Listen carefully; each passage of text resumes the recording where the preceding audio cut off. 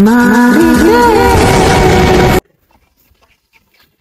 morning, mga kumaring Marites! Makikita niyo wala pang gamit. Kasi papa ko dito naglalakad kasi maulan-ulan pa. Hindi ko alam kung nakaalis na yung bagyo, pero meron na naman daw susunod na bagyo.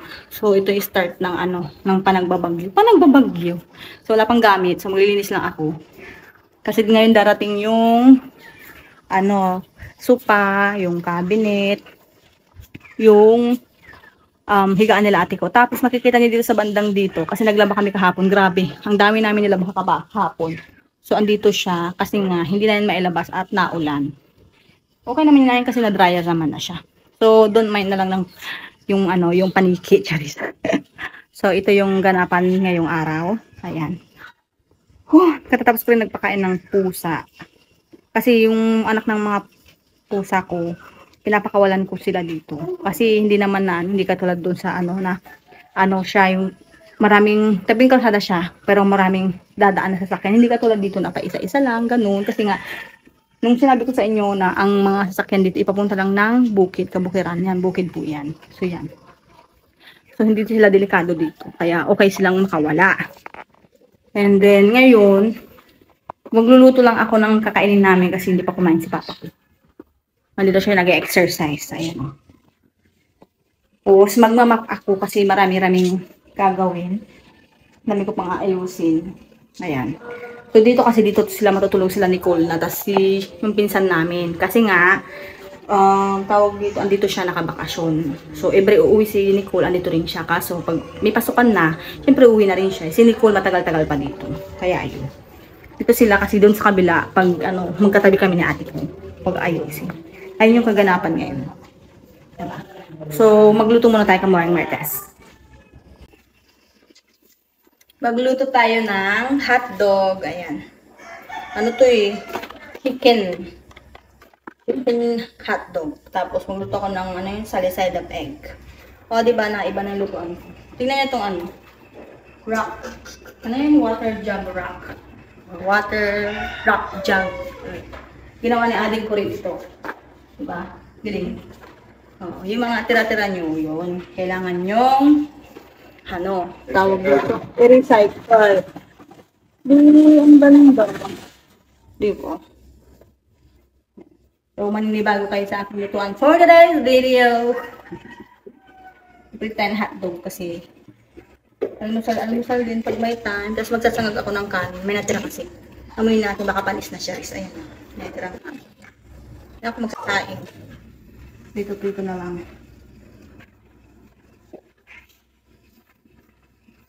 Hindi na kumain sila ate ko. Hindi naman din siya nag-almusal. Actually, ako hindi naman din ako nag-almusal noon. Pero nung dito na ako, nung papagawa kami ng bahay. Kaya nag-almusal na rin ako. Diba? So, prito na. Wala masyadong gamit pa kasi.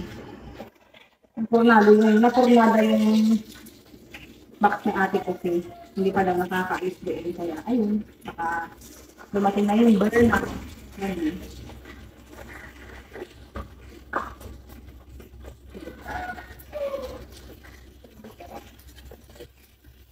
Tapos meron tayo 2 eggs.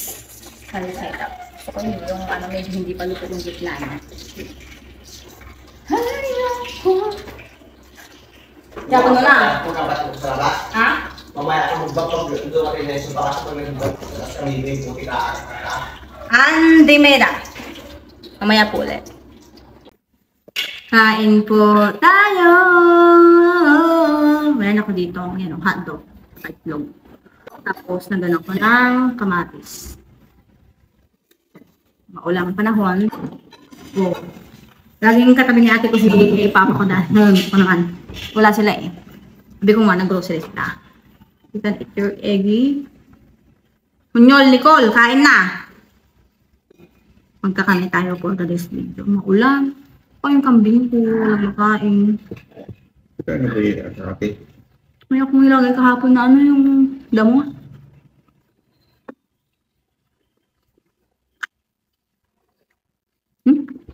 Nakita ko nga yung kambing sa kabila, basang basa sa ulan. Okay naman. Wala.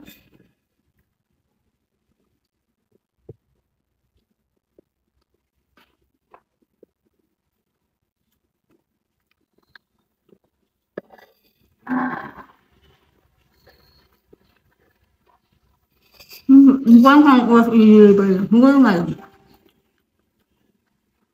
Ito may nga kung ano naman. Yun pa, yung deliver truck na yung kulob. Hindi yung open.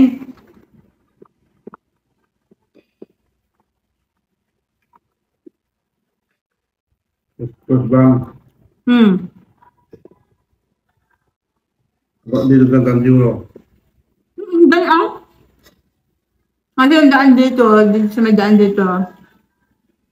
Ano, doon sa dulo, puro ano yun, yung putik. Hindi makakit. Pataas kasi, parang pataas pa lang.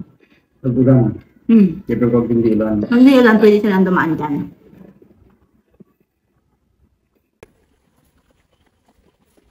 Maulan pa din. Ayan. Grabe yung ulan. Doon wala nakatira. Pero may mga hayop doon. Kambing, ganun. Tapos dito, ayun yung baka. Puntan ko yung mga kambing ko. Wala silang pagkain. Ayaw ko yung pagkain nila. Pwede ba silang patakasin? Yan, mayroon diyang kawayan. Yun yung natira sa ano namin. Sa pagpagawa ng bahay. May manok. Ayan. Manok ng biyanan ko to. Ayan. Dito sila sa gilid. Meron din dito sa may gilid eh.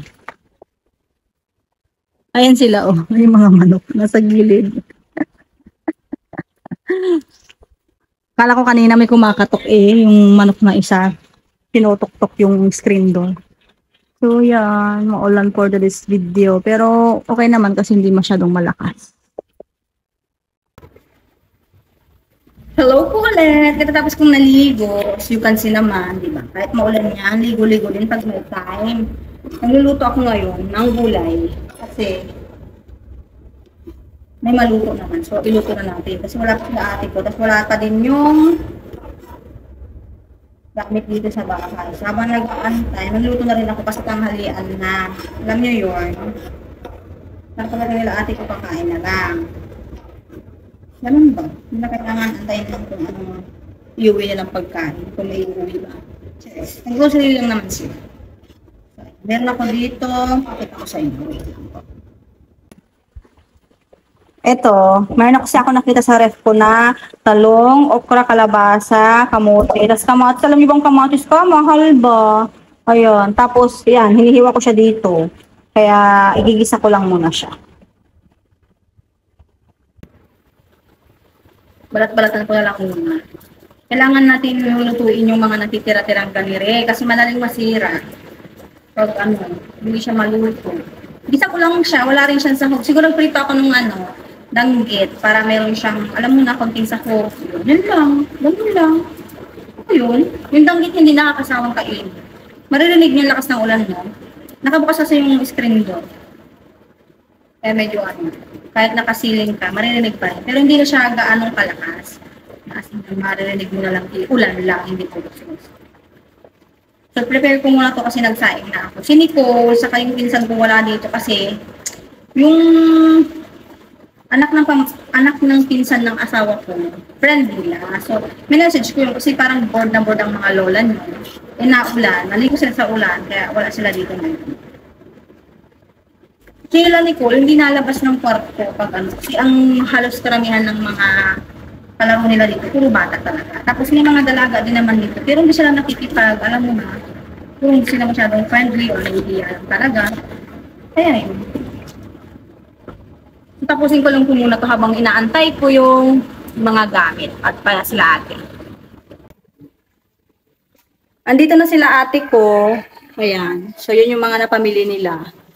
Tapos, naglilinis ako ng isda. Magluluto sana ako ng gulay kanina nung sinasabi ko sa inyo. Kaso, bumili pala sila ng pagkain. So, may Jollibee tayo. O, Jollibee, baka naman. Tapos ngayon, andyan na yung mga gamit. Naantay na lang namin. Kasi, sakto dumating sila ate ko. Sakto rin na i-deliver. Dito sila dumaan. Sana kaya. Kasi doon, banda doon sa dulo. Ano yun? Maputik na pataas. Sana kaya. Antayin na lang natin. Andito na sila. Kinaya naman. Nakapasok naman sila. Ah?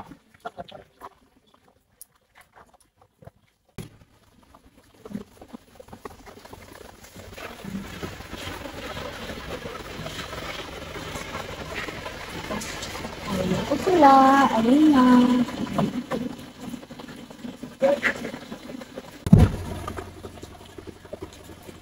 Lalabas na nila yung mga napamili.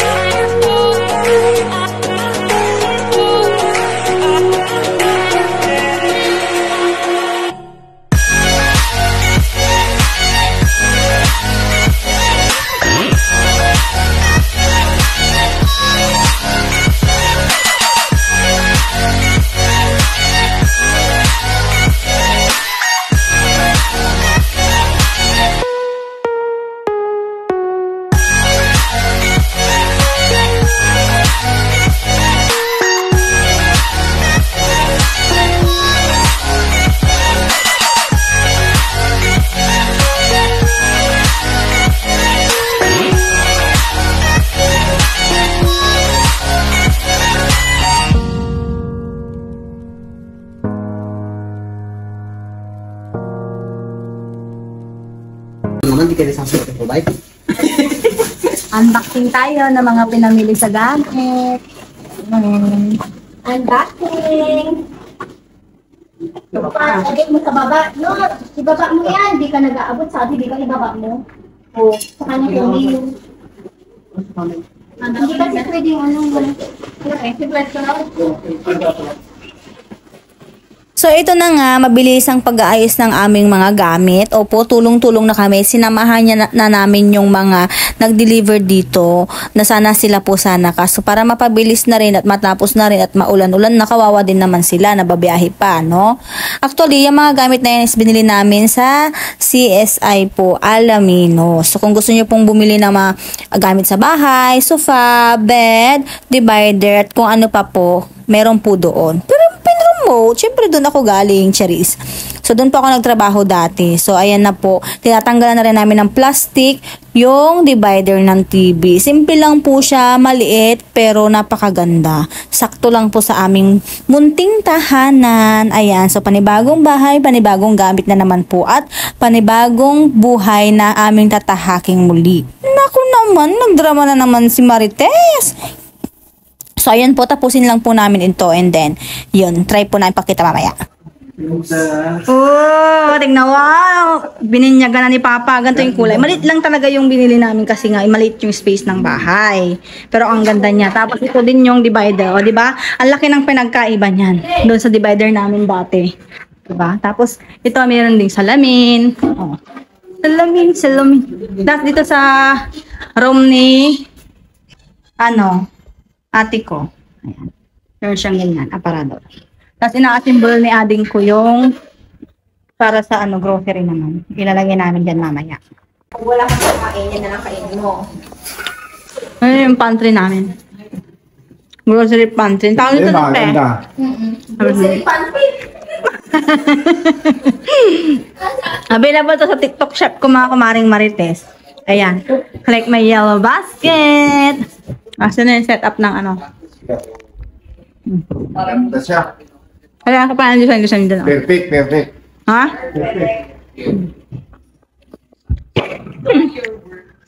Mga boss, matutulog namin natin kape.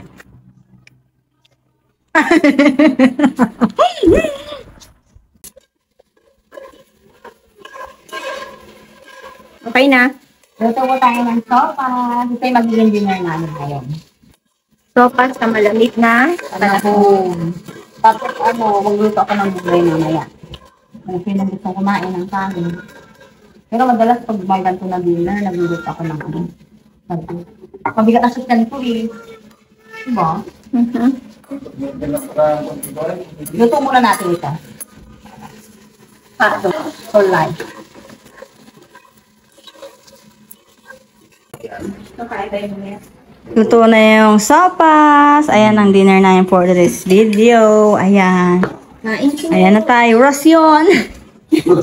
Rasyon yun. Ayan, luto na. So, maaga kami kumain ngayon. Tapos nagluto ako ng gulay. Masabaw nga lang. Oo. Sakto lang. Sabi niya eh. Kaya tayo! Ni! Pag sinawag na one time, big time. Ay, Ayan. Tika na. Good evening, mga kumaring Marites. So, dito naman ako. Iba na naman to. Kwarto to ni ate ko. So, ayan, yun lang naman ang kaganapan ngayong araw. Nagantay ng mga gamit sa bahay. Nakita niyo naman, halos binili yung mga ibang gamit. So, baka tatanungin ninyo, bakit nasan yung ibang gamit namin, yung dating nasa bahay namin, di ba? Nakita nyo yun eh.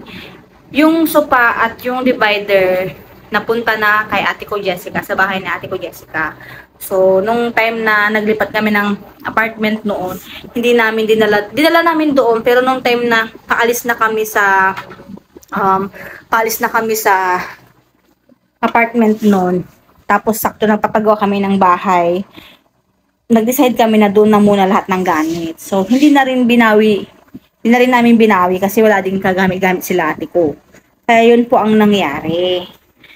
Kaya tataka kayo bakit bago na naman yung sopa, tapos yung divider, ibang-iba yun sa nabili namin dati na yung divider medyo malaki, tapos yung sopa medyo malaki. Ngayon, sakto lang siya na pang maliit na bahay. Saka okay itong bahay namin ngayon. Kaya okay na din yung mini mga gamit.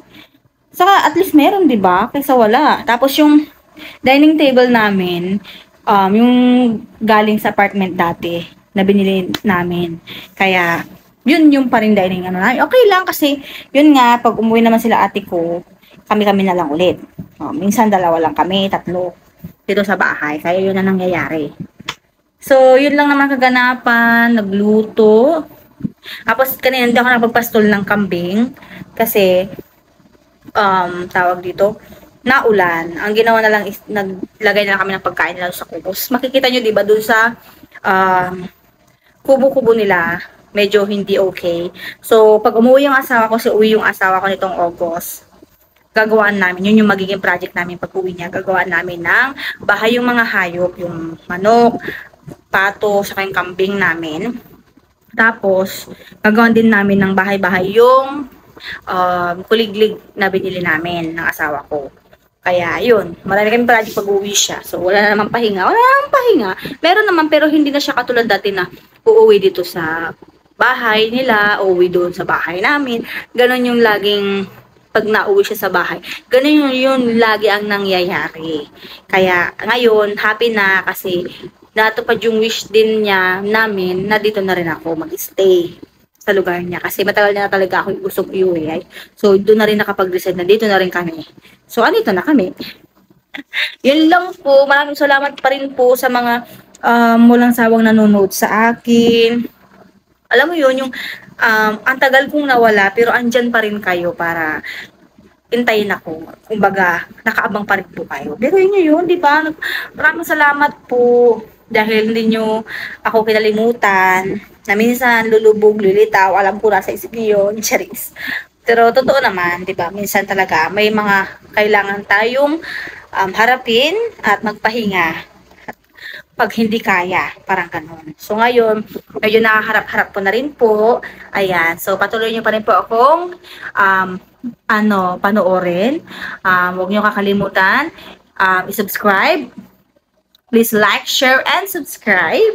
At huwag nyo na i-hit nyo rin po notification bell para ma-notify kayo sa tuwing ako'y mag-upload aking vlog. Panoorin nyo po yung vlog din ate ko. So magkaiba ka po kami ng kwento sa buhay. Kwento sa buhay! Pero yun nga po, maraming salamat po sa inyong lahat.